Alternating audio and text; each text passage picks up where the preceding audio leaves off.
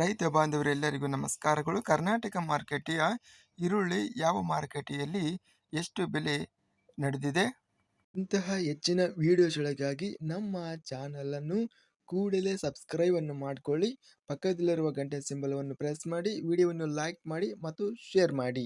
ದಿನಾಂಕ 24 ಮಾರ್ಚ್ 2026 ಕರ್ನಾಟಕ ಮಾರುಕಟ್ಟೆಯ ಈರುಳ್ಳಿ ಬೆಲೆಗಳ ವಿವರಣೆಯನ್ನು ನೋಡ್ತಾ ಇದ್ದೀವಿ. ಮೊದಲನೇದಾಗಿ ಉಡುಪಿ ಮಾರುಕಟ್ಟೆಯಲ್ಲಿ ಈರುಳ್ಳಿ ಕ್ವಿಂಟಲಿಗೆ 1700 ರೂಪಾಯಿ ಇದೆ. ಕಡೂರು ಮಾರುಕಟ್ಟೆಯಲ್ಲಿ ಈರುಳ್ಳಿ ಕ್ವಿಂಟಲಿಗೆ 1666 ರೂಪಾಯಿ ಇದೆ.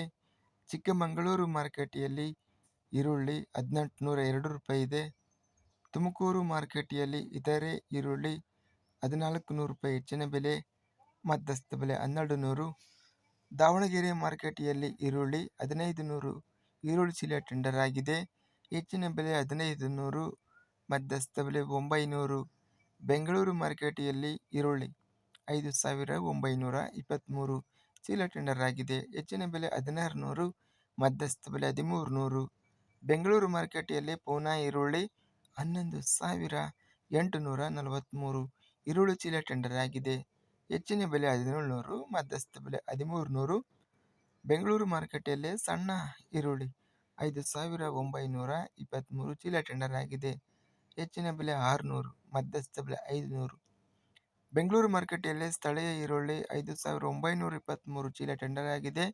ಕ್ವಿಂಟಲಿಗೆ 1000 ರೂಪಾಯಿ ಹೆಚ್ಚಿನ ಬೆಲೆ, ಮಧ್ಯಸ್ಥ ಬೆಲೆ 800.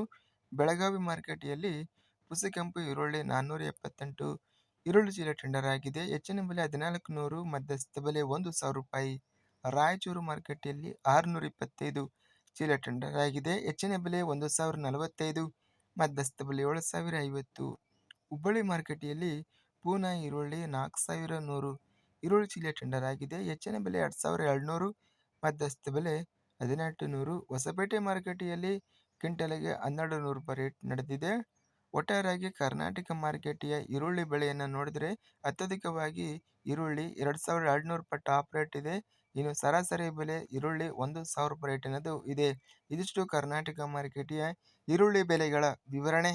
ಇಂತಹ ತಾಜಾ ಮಾರುಕಟ್ಟೆಯ ಬೆಲೆಗಳ ವಿವರಣೆಗಾಗಿ ನಮ್ಮ ಚಾನಲನ್ನು ಕೂಡಲೇ ಸಬ್ಸ್ಕ್ರೈಬ್ ಅನ್ನು ಮಾಡಿಕೊಳ್ಳಿ. ಪಕ್ಕದಲ್ಲಿರುವ ಗಂಟೆ ಸಿಂಬಲವನ್ನು ಪ್ರೆಸ್ ಮಾಡಿ. ಹೀಗೆ ಮಾಡಿದರೆ ನಾವು ಅಪ್ಲೋಡ್ ಮಾಡುವ ಪ್ರತಿ ವಿಡಿಯೋಸ್ ಕ್ಷಣದಲ್ಲಿ ನೋಟಿಫಿಕೇಶನ್ ಆಗುತ್ತವೆ. ಈ ವಿಡಿಯೋವನ್ನು ಲೈಕ್ ಮಾಡಿ. ವಿಡಿಯೋವನ್ನು ಲೈಕ್ ಮಾಡುವುದರಿಂದ ಇನ್ನೂ ಹೆಚ್ಚಿನ ರೈತ ಬಾಂಧವರೆಲ್ಲರಿಗೂ ಈ ವಿಡಿಯೋ ತಲುಪುತ್ತದೆ. ಆದ್ದರಿಂದ ವಿಡಿಯೋವನ್ನು ಲೈಕ್ ಮಾಡಿ, ಸ್ನೇಹಿತರಿಗೆ ಮತ್ತು ರೈತ ಬಾಂಧವರಿಗೆ ವಿಡಿಯೋವನ್ನು ಶೇರ್ ಮಾಡಿ. ಧನ್ಯವಾದಗಳು. ಜೈ ಜವಾನ್, ಜೈ ಕಿಸಾನ್.